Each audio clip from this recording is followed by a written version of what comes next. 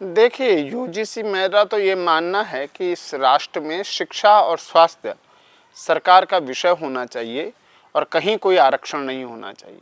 -40 वाला जब डॉक्टर बनेगा, मुझे स्मरण है एक केंद्र में अखंड मंत्री रहे, सरकार जिसकी भी रहे मंत्री वही रहे, और उन्हें जब इलाज के लिए एम्स में ले जाया गया तो उनका पहला कहना था कि किसी आरक्षण वाले डॉक्टर से मेरा इलाज न करवाइए, और वो आरक्षण के पुरजोर समर्थक रहे, अखंड मंत्री रहे भारत सरकार में।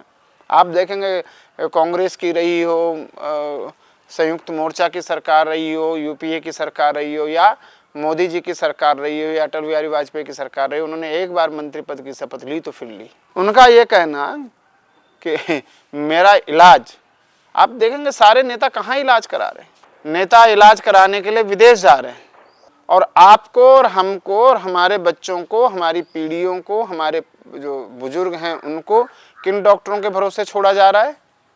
जो -40 वाले।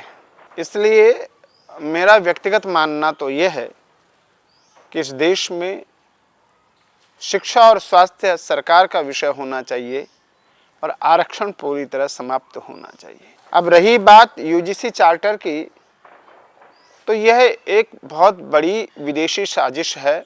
मैं आपके माध्यम से और जो भी खोजी पत्रकारिता करते हैं उन सब खोजी पत्रकारों को एक क्लू दे रहा हूं कि वे अपनी खोजी पत्रकारिता में जाएं और उस कमेटी के जितने सांसद, वे हिंदू थे, मुस्लिम थे, एससी थे, ओबीसी थे, ब्राह्मण थे, जनरल थे, वो छोड़ दीजिए।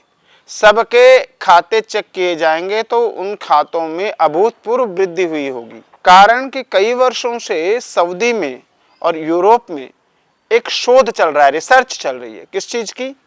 सऊदी वाले कह रहे हैं कि हम जहां गए, हमने 5-10 साल में वहां के सारे देश मुस्लिम बना दिए, जहां भी गए। और वही यूरोप वाले कह रहे हैं कि हम जहां गए, अफ्रीका जैसा महाद्वीप हमने क्रिश्चियन बना दिया। लेकिन भारत में ऐसी क्या खासियत है कि हम इसको न तो मुस्लिम बना पाए न ईसाई बना पाए? तब वहां शोध निकला कि यहाँ का क्षत्रिय ब्राह्मण वैश्य जो है, उसने हमेशा इस देश की, राष्ट्र की संस्कृति की रक्षा करी।